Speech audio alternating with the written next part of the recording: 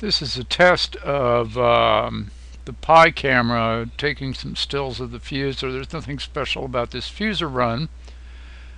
All the sparkly crap is x-rays that aren't focused by the lens. The blue stuff on the bottom is some phosphor I spilled in there a year or two ago and haven't been able to completely vacuum out yet. This thing where my cursor is our ion source grid, and our main grid is obviously here, running with high gas pressure and high current for being photogenic. Unfortunately, the grid, one of the grid rods is right in front of the focus. I will fix that the next time I get in here so we can see the actual line focus this grid creates.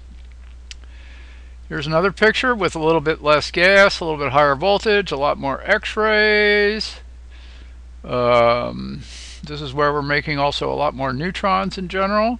You can maybe see the slight glow around the ion source grid, which is working way out in the main tank, where this grid here is back in a sidearm, which makes Paschen's law work for it better at a lower voltage. Yet another picture with, again, yet less gas. You can't see the beams around the grid anymore. They're there. Line focus is there, and you can see it losing focus and bending as it leaves the end of the grid and gets out into the weird field out in the main tank. Yet another picture. Obviously we have some color balance issues changing a little bit, but that's not going to kill me most probably. And now let's look at some data. This is my raw data acquisition system. The upper plot, red and green, are both radiation but of different sorts. The red is the Geiger counts per minute, which is normally 100 and change in my environment, which is actually on the low side. The green is neutrons per minute counted. We're actually counting these at 1 second intervals and then multiplying them by 60, which is why I have this label over here. And as you can see, okay, down here, the red plot is power supply voltage, which only drops when we run into current limit, which I set rather low. And we only really make a lot of neutrons, almost only, when we're drawing some current. So when we're drawing current stably, like in this range here, we have a pretty stable neutron output out here. And then when the power supply voltage goes off, where I turned it off, suddenly the x-rays go back down to normal and the neutrons become rare again. We always get a few because of cosmic rays, which kind of messes up our other plots here.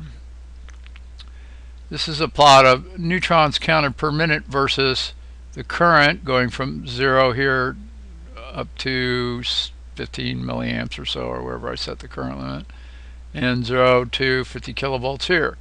These are pretty much all from cosmic rays and are just baloney or outliers. It's interesting that we made quite a few neutrons drawing almost no current. This is probably, partly at least, an artifact of my data acquisition system being a little slow. This is probably during the onset of an arc. And as you might expect, we make the most volume of fusion when we crank in the most power up here.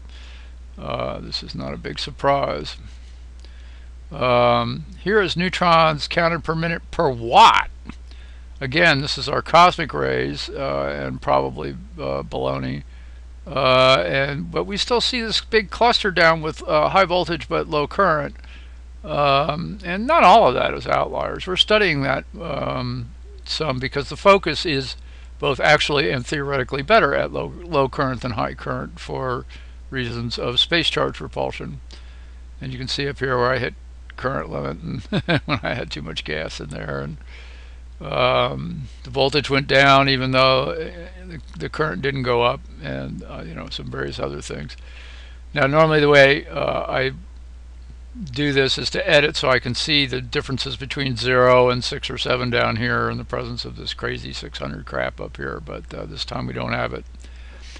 And oh, by the way, I apologize for the hum in the audio. That is Record My Desktop injecting that into the sound for your listening pleasure, not something I did wrong.